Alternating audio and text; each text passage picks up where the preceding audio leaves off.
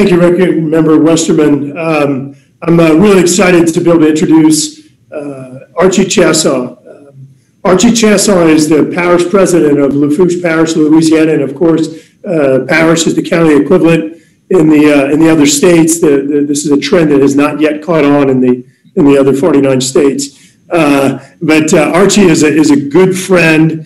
He was the Public Works Director of the city of Thibodaux. He was the Parish Administrator in Lafourche Parish and was the Chairman of the Lafourche Chamber of Commerce. A diverse background, one of these people that absolutely rolls up his sleeves and gets involved in things personally. Just in this past year, in addition to the pandemic, he managed 5 named storms, hurricanes, coming through and impacting the parish. A remarkable leader, a good friend, and Mr. Ranking Member and other members. This parish that he represents is home to Port Fourchon, which services 90% of the offshore energy production. The state of Louisiana, being one of 6 offshore energy producing states, produces more offshore energy than the other 5 states combined times 4. I can't say it enough. He represents ground zero for flawed energy policies and a great advocate for the men and women of South Louisiana. Thank you, Ranking Member Westerman and Congressman Graves, for the invitation to be here today. I appreciate the opportunity to speak on behalf of the 100,000 residents of Lafourche Parish, a majority of which wake up every day and put on their boots and their hard hats and go to work in the oil and gas industry. I want to start by saying I don't think that anyone in the room would argue that climate change is something that's real, but I passionately believe that energy industry and the environment can exist together and flourish. We've proven that time and time again here in Louisiana, and especially here in Lafourche Parish. For those of you that don't know, as Congressman Graves just mentioned, Lafourche Parish is the home of Port Fourchon, the nation's premier energy port that services 90% of the deep water oil and gas activity in the Gulf of Mexico. That means everything that goes out to a platform, from mud to water to food and other essential widgets, come from Lafourche Parish, or come through Lafourche Parish and Port Fourchon. The port represents $458 million in household earnings to the Houma metropolitan service area, $243 million in household earnings to the state of Louisiana, and $1.1 billion in household earnings to the U.S. economy. That's why things like lease sales and new start permits are so important, because we're not just talking about little Lafourche Parish. These policies have an impact on every American.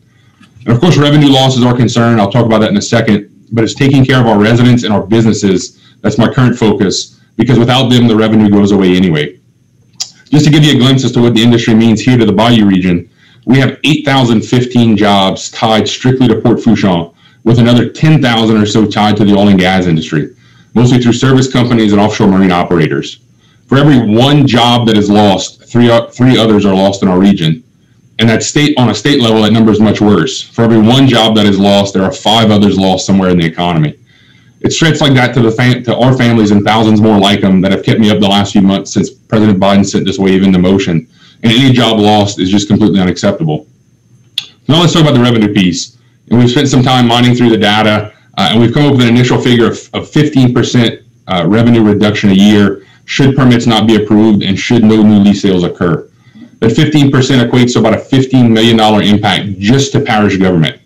That figure is not inclusive of the coastal revenue from GOMESA, which the state of Louisiana just received their $87.9 million check. And in Louisiana, our GOMESA revenue is plugged into our state's coastal master plan, which is our science-based 50-year, $50 billion plan to save our coast and provide critical flood protection to our residents. And again, that 15% reduction to parish government is not inclusive of impacts to our schools, law enforcement, fire service, or emergency medical personnel. That number is calculated over and over, spreads to other parishes, and much less to state and national GDPs.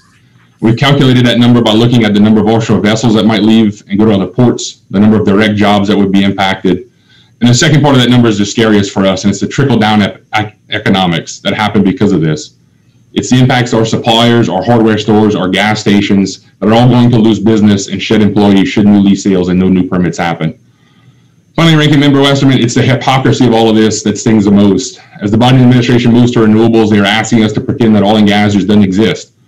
In reality, those lithium batteries that power their electric cars come from mines in Mexico that are powered by generators fed with natural gas.